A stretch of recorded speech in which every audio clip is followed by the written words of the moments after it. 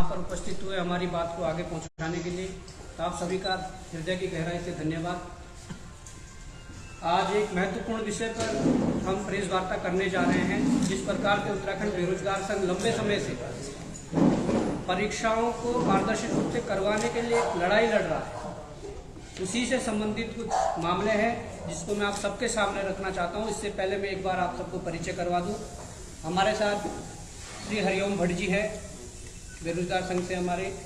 नितिन दत्त जी है, मसूरी से हैं। राम कटवाल जी है, कोटद्वार से हैं। हमारे बीच कुलदीप सिंह जी हैं, गुड़गांव से हैं। हमारे बीच जितेंद्र ध्यानी जी हैं। हमारे बीच मोहन कैंतुरा जी हैं, मसूरी से। और रमेश चौहान जी है, चक्राता से। मैं बात को शुरू कर रहा हूं। बात यह है कि हम लंबे समय से उत्तराखंड के बेरोजगारों के लिए, यहाँ की उत्तराखंड वासियों के लिए जो परीक्षाओं में पारदर्शी व्यवस्था है, पारदर्शी जो सिस्टम है, उसको प्रदेश के भीतर स्थापित करना चाहते हैं, जिसमें कि कई हद तक हमने जो लड़ाइयाँ लड़ी उसमें कई हद तक हमें जीत भी मिली है और अभी बहुत कुछ उसमें जो लड़ाइयाँ लड़नी वो बाकी है।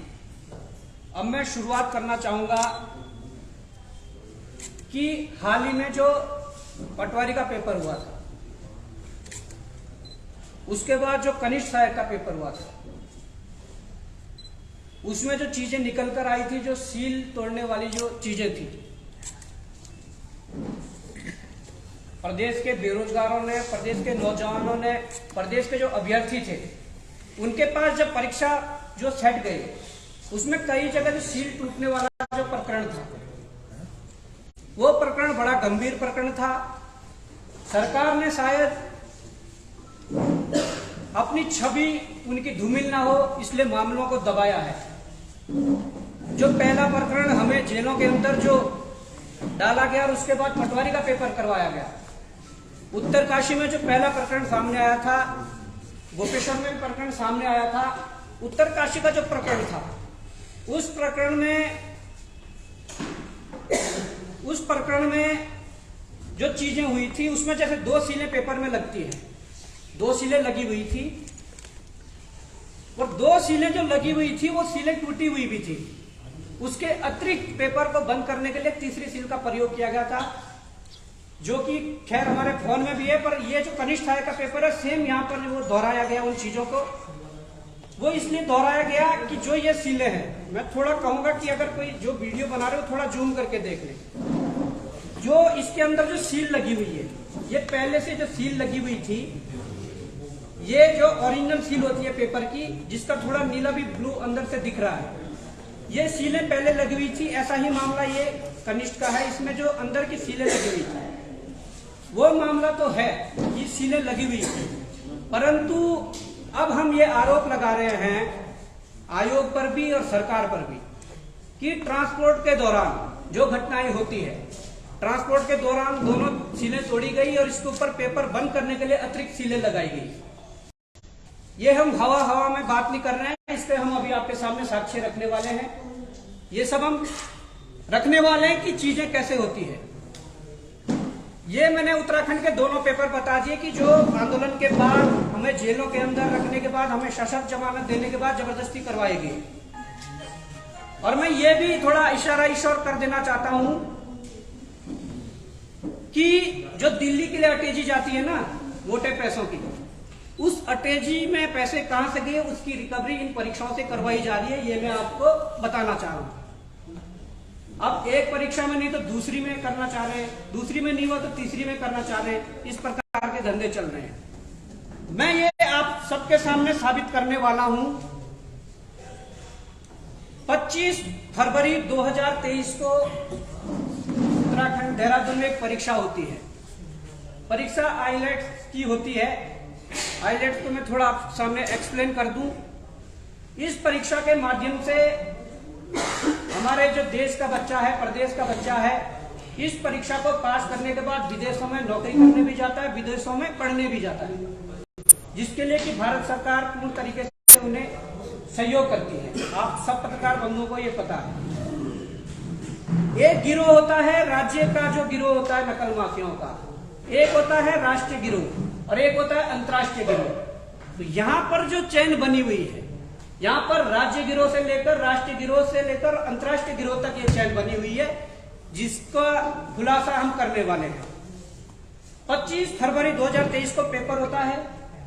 शाम को 11:11 पर यहां से जो एक कंटेनर है जिसमें कि ये जो उनकी OMR वगैरह होती है वो दिल्ली के लिए रवाना होती है, उसमें मैं बताना चाहूंगा कि 11:11 पर रवाना होती है। 17 फुट लंबा एक कंटेनर होता है। 17 फुट लंबा कंटेनर में यहां से जब देहरादून से वो शहर को छोड़ते हुए ट्रक आगे बढ़ता है तो उत्तर प्रदेश की सीमा लगते ही मोहंड एक इलाका पड़ता है। वहां पर उत्तराखंड नंबर की 2 गाड़ियां, एक देहरादून नंबर UK07 और एक UK08 रुड़की नंबर की गाड़ियां उन कंटेनर का उस पीछा करती है और मोहंड के इलाके में उसे रोक लेती है। वहां पर उस कंटेनर का ताला तोड़ा जाता है। वहां पर फिर जो डिजिटल लॉक होता है, ताले लगने के बाद जो डिजिटल लॉक होता है उसको भी तोड़ा जाता है। अब ये देखिए कि जो उस ताले को तोड़ने वाले थे वो या कहीं के भी उत्तराखंड के हैं, बाहर के हैं, परंतु जो 2 गाड़ियां गई वो उत्तराखंड के UK07 और UK08 मतलब देहरादून और रुड़की नंबर की गाड़ियां थी। उन्होंने वहां पर ताला तोड़ा। 17 फुट के, अब गंभीरता देखिए विषय की, 17 फुट के कंटेनर में उन्हें पता है कि 17 फुट के कंटेनर में जो वो कॉफियां रखी गई है वो किस जगह रखी गई है। ताला तोड़ने के बाद सीधे वहीं जाते हैं, उस लोकेशन पे जाते हैं। नहीं तो 17 फुट में वो पहले ढूंढते फिरते। वो किस लिए होता है? वो इसलिए होता है कि उन्हें पता होता है, क्योंकि अंदर के लोग जहां से OMR बाहर निकलती है वहां से उन्हें पता होता है कि कहां पे रखा है, कहां पे शिफ्टिंग की गई है, ये सारी चीजें उन्हें बता दी जाती है। तो मैं कहना चाहूंगा कि जो पटवारी और इसमें जो सील वाला प्रकरण हुआ, आयोग ने हाथ खड़े किए, आयोग अपनी सफाई दे रहा है। हमारा जो सरकार है वो बड़े बड़े होल्डिंग लगा रही है कि हमने नकल रोधी कानून लाने के बाद 3 परीक्षाएं सफलतापूर्वक पूरी कर दी है, जबकि हालात ये है कैसे डिजिटल लॉक तोड़ा गया, किस प्रकार से कॉपियां बाहर निकाली गई। और मैं चाहता हूं कि हमारे साथ जो कुलदीप भाई हैं, इनका ट्रांसपोर्ट का पूरा अपना बिजनेस है, ऑल इंडिया बेस पर, इनकी ही वो गाड़ी थी। मतलब आपके साथ यहाँ से गाड़ी जाने के बाद जो घटना हुई, आप एक्सप्लेन करिए पूरे पत्रकार महोदयों के साथ कि कैसे क्या शुरू से लास्ट तक।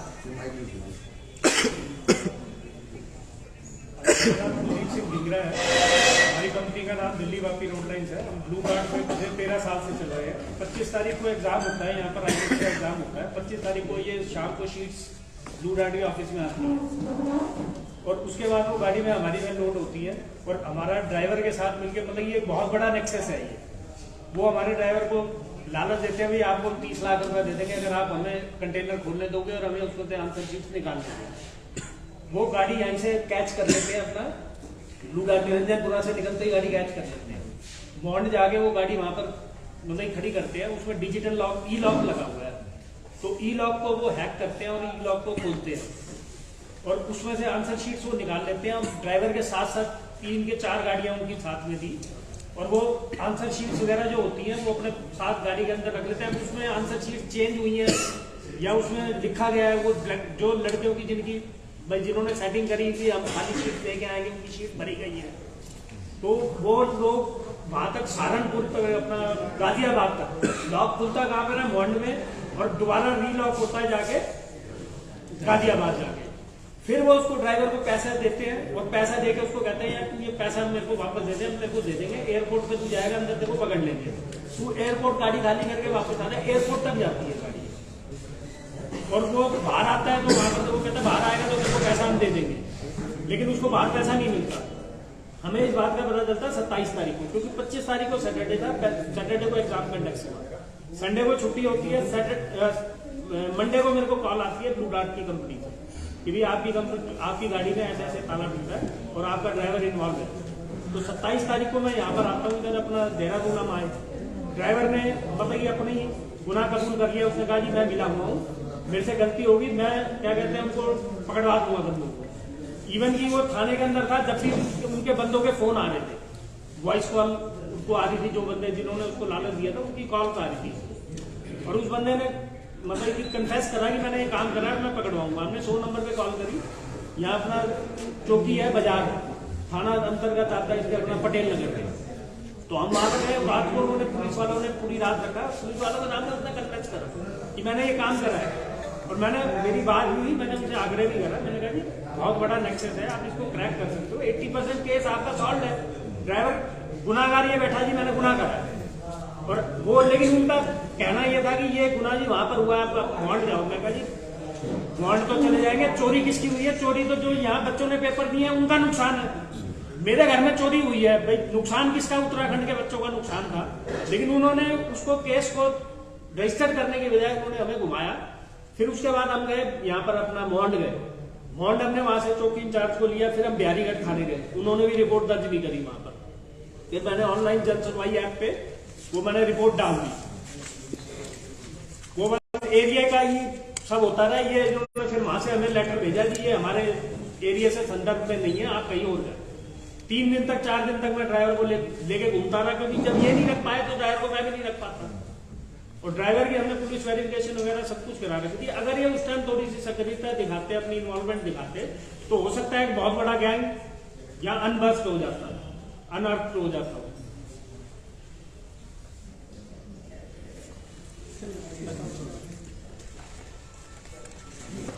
मैं कहता हूं कि जो पुलिस प्रशासन की जो यहाँ पर जो कार्रवाई थी वो देहरादून पुलिस को करनी चाहिए थी, परंतु मुझे ये शंका हो रही है कि जब उस ड्राइवर को 12 बजे गिरफ्तार 27 तारीख को कर लिया था तो रात भर उसे थाने में रखेगा, परंतु 28 तारीख को 2 बजे उसे छोड़ दिया जाता है। मुझे ये शंका है ये इतना बड़ा गिरोह है कि निश्चित रूप से वहां जो चौकी वाले हैं, थाने वाले हैं, उन्होंने ऊपर फोन किया होगा कि ऐसा मामला है। और ये मैं लगातार ये बात बता रहा हूं कि उत्तराखंड में जो बाहरी जो हैं, पंजाब हरियाणा से लेकर जो इतने जो गिरोह चला रहे हैं वो इन्वॉल्वमेंट इसमें होंगे, और उन्होंने मामले को रफा दफा करने के चक्कर में ड्राइवर को भी छोड़ दिया। और ये ट्रांजैक्शन है 5,000 रुपए की जो गाड़ियां गई थी, 5,000 उन लोगों ने नगद ड्राइवर को 5,000 लालच के लिए दे दिए थे। बाकी 30 लाख रुपए की डील हुई थी कि 30 लाख रुपए उसे देने हैं। कुछ उसको पैसे भी है ना, बैग में उसको दिए गए, उसको दिखाया गया, उसको लालच दिया गया, भाई देखिए पंडित को पैसा दे दिया, लेकिन आगे जाके गाजियाबाद जाके उसको पैसा वापस दे दिया। बाकी सुबह उसने कंटेनर ने 7 बजे के आसपास पहुंचना था, वो लेट इस चक्कर में हुआ, परंतु उस लेट के पीछे भी इन्होंने क्या कारण बनाया, इन्होंने अपने कंटेनर में एक गाड़ी को पीछे से टक्कर मार दी, और उसकी वीडियो बनाई है जो आप दिखा सकते हैं, और उसमें नंबर भी दिखाया गया है गाड़ी का, किस गाड़ी ने टक्कर मारी। बहुत प्लान तरीके से था, लेकिन इन लोगों ने नजरअंदाज कर दिया। मतलब ये एक दूसरे के ऊपर वहां आप रिपोर्ट दर्ज कराओ, आप वहां दर्ज कराओ, लेकिन नुकसान तो यहाँ के बच्चों का था ना। अगर चोरी मेरे घर में हुई है तो मैं तो यही रिपोर्ट कराऊंगा। उनको बच्चों को तो पता ही नहीं था बेचारों को कि हमारे साथ ये हो चुका है। अब इसके पीछे मैं एक चीज और बताना चाहता हूं। देखिए हमारा मकसद सिर्फ ये है, ये देखिए सर, ये बोगस इन्होंने क्या कहते हैं वीडियो क्लिप बनाई है।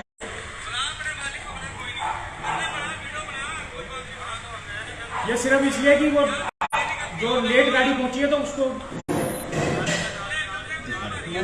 मैनिपुलेट कर,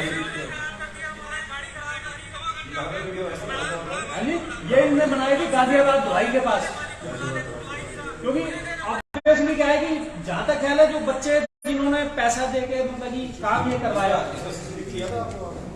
सब सीसीटीवी नहीं है, तो इसने वही एक चीज इस वीडियो ये जो UK07 और UK08 नंबर की गाड़ी, वो पूरा नंबर भी क्या जानकारी में आ पाया?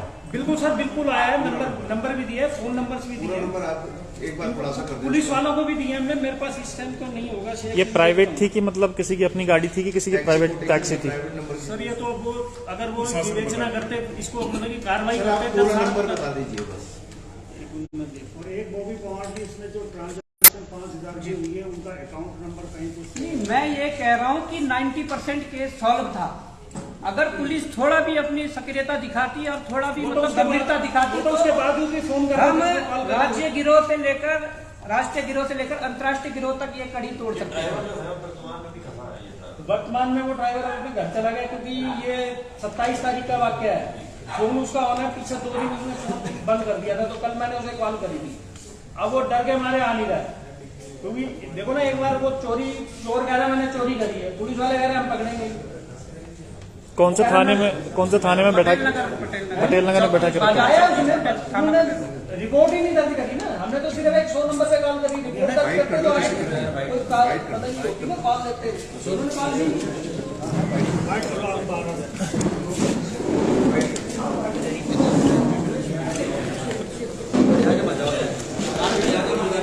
आगे नहीं जाना, ये नंबर है जी भाई साहब, कहाँ गए वो नंबर? चलो ले लेंगे आपका ही, लो चलिए।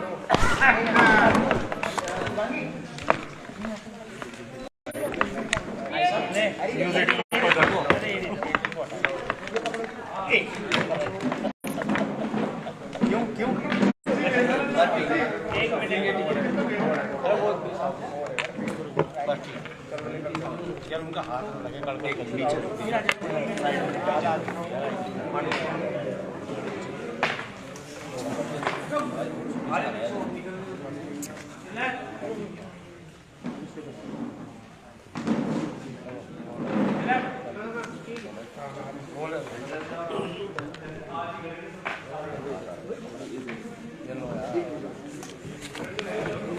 है।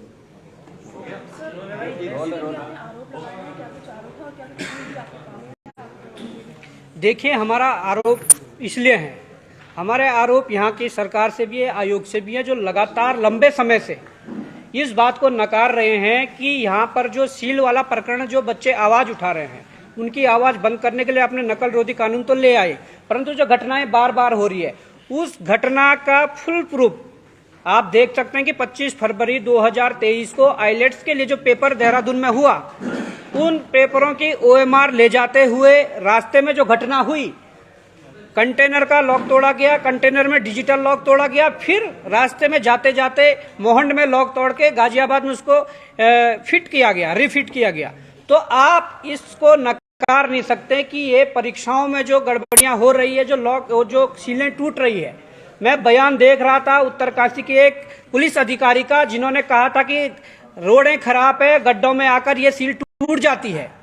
ये बिल्कुल भी, मैं कहना चाहता हूं कि सील तोड़ना, जो ये पेपरों में सील लगी होती है, वो इतनी आसानी से नहीं टूटती है, ये प्री प्लान करके तोड़ी जाती है। और इसमें एक तो आयोग को पता होता है, या एग्जाम सेंटर जहां पे एग्जाम होते हैं उन्हें पता होता है कि पेपर कब किस गाड़ी में कहां जाने हैं।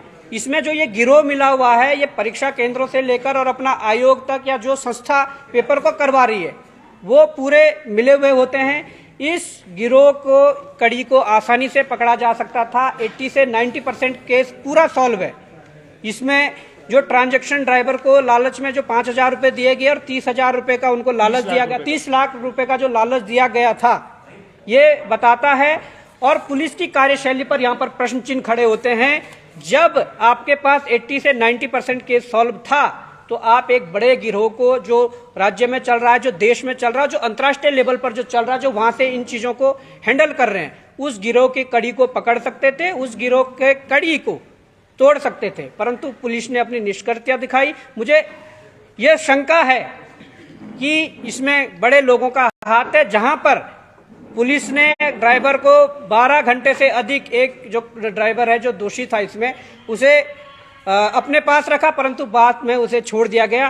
किस आधार पर छोड़ा है, ये बड़ा प्रश्न चिन्ह खड़ा होता है। और मैं बताना चाहूंगा कि पटवारी कनिष्ठ सहायक में जो डबल, जो पहले वाले सील जो तोड़ी गई थी, उसके बाद पेपर बंद करने के लिए अलग से सील लगाई गई थी, वो भी इसी प्रकार से काम रास्ते में ट्रांसपोर्ट के दौरान हुआ होगा।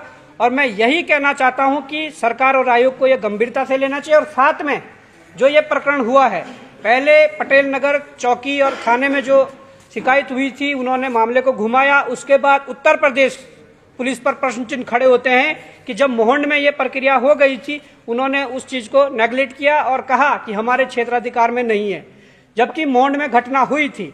उसके बाद जो जन सुनवाई जो ऐप है उत्तर प्रदेश सरकार का, योगी आदित्यनाथ जी वहां के सीएम हैं, उनकी जन सुनवाई के लिए वहां पर भी ऑनलाइन जो प्रक्रिया चलती है शिकायत की, ये पूरी प्रक्रिया चलाई गई, परंतु वहां से भी निराशा हाथ लगी। अब मुझे नहीं लगता कि कितना बड़ा गिरोह है कि बड़े बड़े हमारे मंत्री या मुख्यमंत्री उत्तराखंड, मुख्यमंत्री उत्तर प्रदेश अपने हाथ पीछे खींच रहे हैं। कितने बड़े लोग, कितना बड़ा नेक्सस ये है, इसको तोड़ने के लिए जिम्मेदारी बनती है हम सब नागरिकों की, पर उससे बड़ी जिम्मेदारी बनती है यहाँ के सरकारों की, वो चाहे सरकार उत्तराखंड सरकार हो, उत्तर प्रदेश सरकार हो या भारत सरकार हो। ये बड़ा गंभीर विषय है, क्योंकि यहाँ पर सीधे हमारे जो संबंध है वो सीधे विदेशों से और पूरे भारत देश से, उनके संबंधों में कुछ भी चीजें अड़चने ऐसी आ सकती है अगर इस प्रकार के गिरोह लगातार काम करते रहे। रिसेंटली अभी हुआ है कि 700 बच्चों ने वहां पर कनाडा के अंदर अपना पीआर के लिए अप्लाई करा था, लेकिन जब उनके पेपर चेक करे गए तो वो बोगस पाए गए हैं। वो 700 के 700 बच्चे उन्होंने दोबारा वापसी। एक सवाल आपसे ये है हाँ जी, कि जो आप बता रहे हैं कि जो ड्राइवर आपका था, हाँ पूरा जो घटनाक्रम हुआ तो ड्राइवर के द्वारा आपको कब बताया गया था, कितनी तारीख घटना, और ड्राइवर ये 25 तारीख को यहाँ पर एग्जाम होता है और शाम को पेपर डिस्पैच होते हैं हमारे से, हमारी गाड़ी में, और 27 तारीख को मेरे को कंपनी से फोन आता है, जी आपका ई लॉक टेम्पर किया गया, क्योंकि ई लॉक जो होता है पीछे लगा होता है, वो जैसे ही टेम्पर होता है टूटता है उसी टाइम अलर्ट आ जाता है। वो उन्होंने बताया जी हमें अलर्ट आया कि 26 तारीख को, मतलब कि 12 बजे तक, 12:15 बजे तक गाड़ी यहाँ पर मोहंड खड़ी रही है। फिर हम यहाँ पर 27 तारीख को हमें पता चला, तो 27 तारीख को हम देहरादून आए यहाँ पर। तो ड्राइवर को हमने कहा तू सच सच बता देगा तो हम तेरे को कुछ नहीं कहेंगे। तो उसने कहा जी मैं इसमें इन्वॉल्व हूँ, ये ताला खोलने में मैंने मदद करी थी, मुझे 30 लाख रुपए का लालच दिया गया था और मैं अपनी पूरी कोशिश करूंगा कि इनको ट्रैप कराने में पूरी कोशिश करूंगा। और हम वहां पर बैठे थे, उस बंदे का फोन भी आया, जिस बंदे ने मतलब इसको लालच दिया, जिन बंदों ने ये काम करा है, उसका फोन भी आया, उसकी रिकॉर्डिंग भी है हमारे पास। मतलब वो बंदा फोन कर रहा था, क्योंकि वॉइस कॉल जो होती है मेरे ख्याल से वो शायद रिकॉर्ड नहीं हो पाती, लेकिन हमने ड्राइवर ने आपको ये बताया था, स्पष्ट किया था ड्राइवर ने कौन लोग थे या क्या थे, जो थाने की अगर हम बात करेंगे, थाने में बयान दर्ज। हाँ जी, उसने बताया सारा कि कौन, विक्की नाम का एक लड़का था उसमें इन्वॉल्व, और अपना ये कारें थी 2-3, जिसमें से एक नंबर ये UK07 DW2102। चौकी इंचार्ज थे ओम प्रकाश जी, उन्होंने उस पर चेक भी करा था, एम परिवहन पे या जो भी इनकी साइट ऐप है उसके ऊपर उन्होंने चेक करा था, एक गाड़ी यहाँ देहरादून नंबर की थी। अब ये बाद में पता चलता कि वो गाड़ी कहीं चोरी की तो नहीं थी, हो सकता है कि गाड़ी जेन्युइन भी हो। अगर वर्तमान में ड्राइवर कहाँ है? वर्तमान में ड्राइवर अपने घर बैठा हुआ है छुप के, फोन उसका ऑन है, वो इजीली ट्रैक हो सकता है, कोई ऐसी दिक्कत वाली, क्योंकि हमने पुलिस वेरिफिकेशन करा रखी है। हमने उसके दिल्ली तक, जहां वो कमरे में रह रहा था, हमने वहां तक भी सीलें उसके कमरे से मिली है। अब मैं 90% केस सौदा, अब जरूरी तो नहीं है ना कि ये नेक्सस जो है सिर्फ इससे आईलेट्स के एग्जाम से जुड़ा हो। अगर पकड़ा जाता तो हो सकता है इन्होंने कोई और भी कई काम करे होंगे। अब मैं ये बताना चाहता हूं कि इनका जो ऑल इंडिया ट्रांसपोर्ट का जो अपना काम है, इनके पेपर में कोई ऐसा, इनके गाड़ी में कोई ऐसा नहीं है कि कोई प्राइवेट या CBSE बोर्ड या इसी तरीके एग्जाम की तो ट्रांसपोर्ट होता है। इसमें सरकारी जो नौकरी के लिए परीक्षाएं होती है, उनका ट्रांसपोर्ट भी इसी तरीके से होता है। और जो सील तोड़ने वाली घटना उत्तराखंड में हो रही है, वो निश्चित रूप से इन्हीं कारण से हो रही है कि ट्रांसपोर्ट के दौरान पेपरों की सील तोड़ी जा रही है और अपने लोगों को फायदा पहुंचाने के लिए वो प्रश्न पत्र जो चुराए जा रहे हैं, उनकी फोटो खींची जा रही है। वो आपके सामने एक्सप्लेन करने की जरूरत नहीं है कि उत्तराखंड में लगातार कई माह से ये प्रकरण चल रहे हैं। क्योंकि हमारी गाड़ियां ये ना पंजाब भी चलती है, पंजाब के अंदर सबसे ज्यादा बच्चे जाते हैं, मेरे ख्याल पंजाब और हरियाणा में सबसे ज्यादा बच्चे IELTS के एग्जाम देने जाते हैं।